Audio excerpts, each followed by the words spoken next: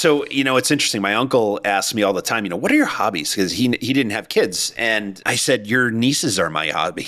I follow them around. I go to swim meets and softball games. Here's what I know about sports. ESPN did a study on the impact of teen sports on kids and their ability to succeed in society and all that. And, they're 50% less likely to experiment with alcohol and drugs.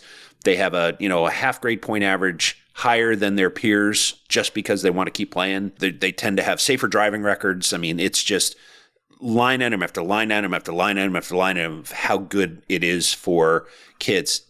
And 99.9% of the kids out there will never play beyond high school if they even play in high school. Yep. But the thing is that they'll learn teamwork, they'll learn leadership, they'll learn how to, group dynamics and how to manage and how to follow, how to overcome. All of that, Yep. right? Yep. And all of those things serve them well in life. And so I'm a huge advocate. With girls, it comes down to, things like body image and confidence and, the ability to advocate for themselves and things like that. And it's true. Yep.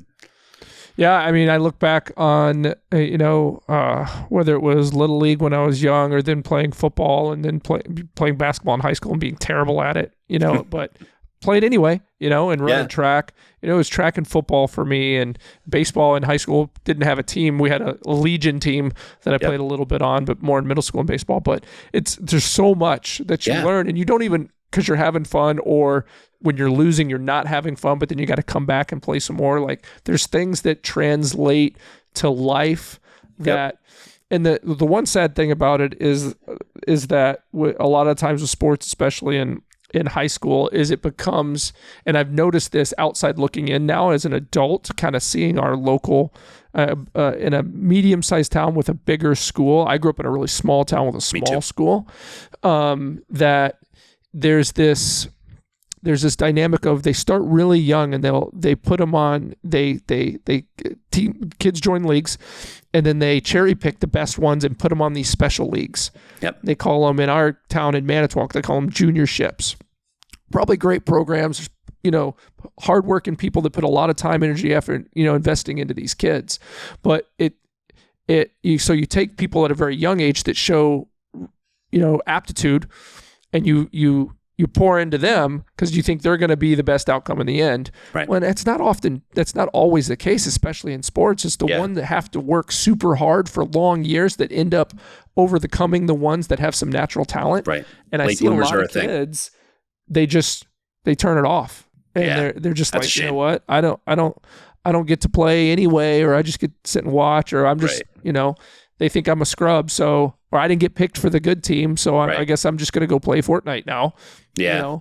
And it's, and that's like a shame, right? The hell's paved with good intentions, right? The intention is good on why they want to do it, but it doesn't always, reap the best outcomes. And, it's interesting. Like my brother, who's like 3 years younger than I am, is twice the athlete I ever was, but I worked my butt off. And, we both got to a certain point, and, if he just wasn't into it, he's like, yeah, I'm done. Like, he picked up a tennis racket, and within a year he was, one of the better players in the area. And then after that, he was even better and got crazy and, tossed him a basketball and, was absolutely ridiculous on a basketball court.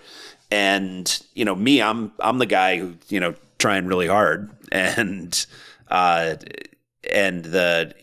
he would have been that kid, right? He was an obvious, he's 6'8", he's built like he's built like Rob Gronkowski. I mean, he's just a gigantic athletic human being.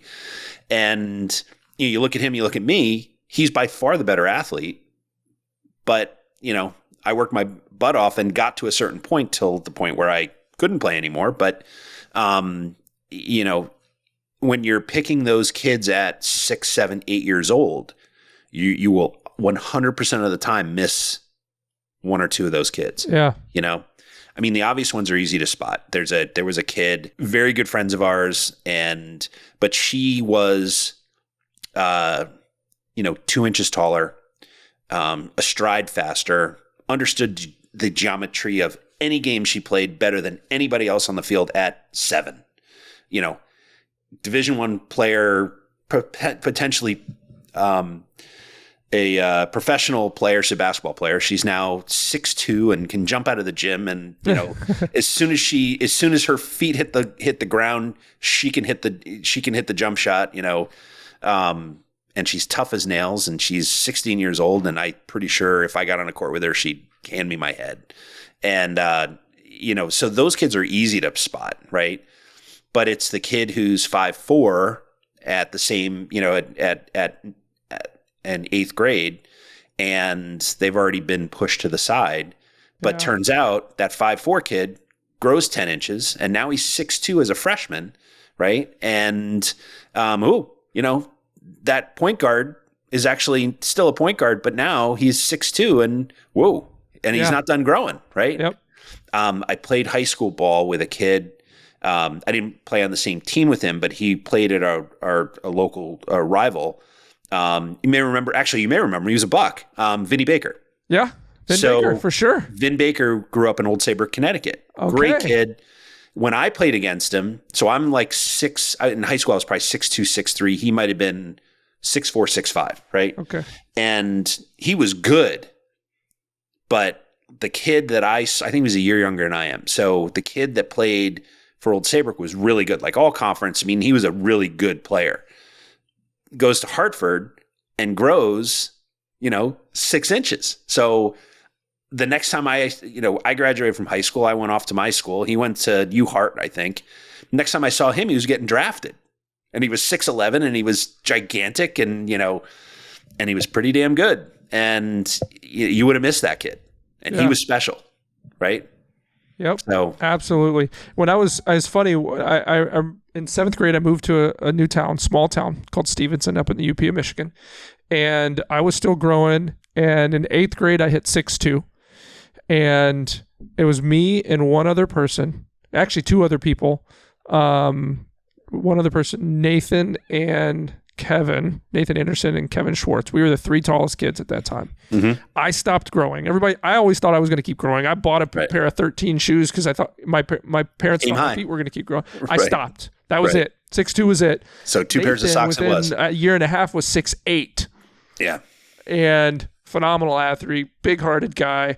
But it's like, you just don't know when those things are going to hit. You don't know. Hey, everybody. Thanks for watching one of the clips from the Business Line podcast. If you want to see the full episode, click up here. And if you want to see more fun clips, click up here.